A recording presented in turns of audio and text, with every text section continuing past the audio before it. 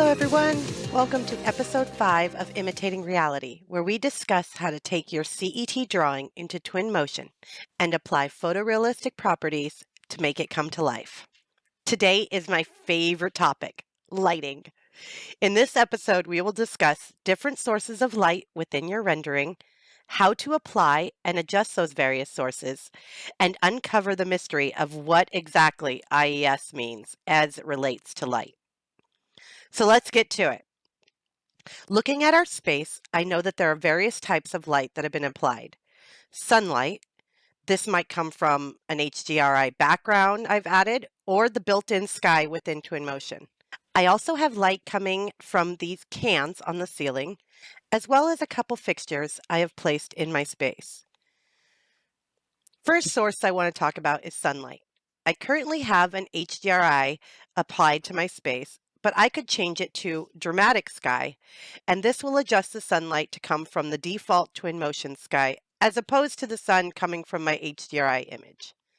Once I select dramatic sky, I can click on my settings menu to navigate to location and adjust the compass to rotate it around my space, and the time of day to make it a more dramatic sunset or even a nighttime scene. If you don't want to dig into the location, you can also adjust the time of day via your navigation menu here. Going back to adjust the lighting environment, if I select the Skylight HDRI, this will apply my background to the space, and depending on what image you have selected, it might increase the temperature of the sunlight applied, making it cooler or warmer.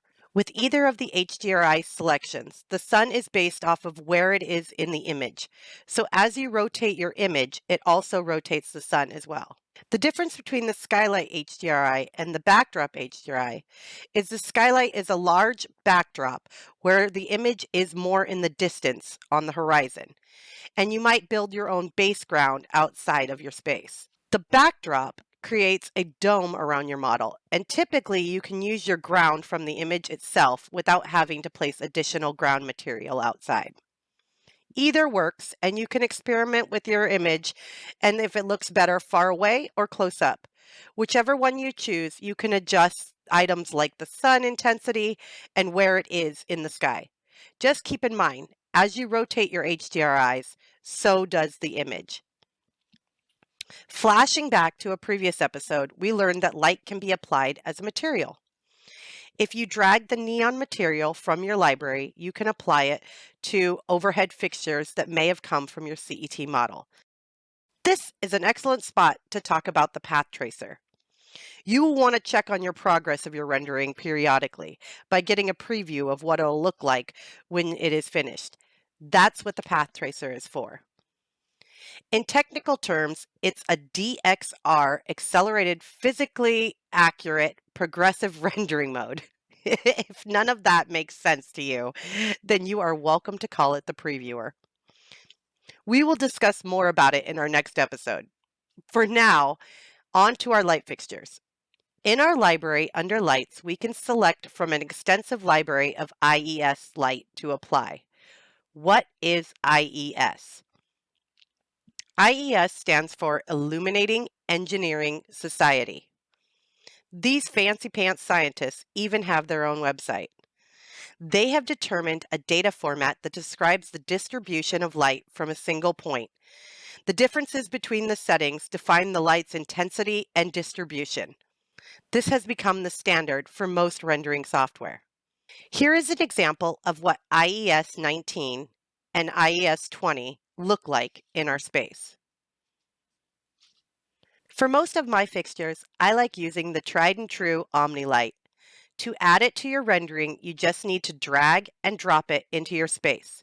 I like to find a good base point to place it, and then I drag it to where my light bulb would be inside my fixture. By default, it comes with the shadows turned off. Depending on your space, this may or may not give it some more realism by turning it on. The lights also come in pretty intense. I typically adjust way down under 50 and then preview with my path tracer to see if I like the intensity. Let's do one more. I'm going to add another Omnilite to this lamp. I changed the material of the lampshade to one that would let light shine through it. Also for this one, I'm going to choose not to turn the shadows on because I really just like the glow it gives, and I think I have enough light coming from other sources to apply shadows. Well, that's it for today. On the next and final episode of Imitating Reality, we will bring it home and button up our image for export. Thanks for watching, and as always, have fun creating.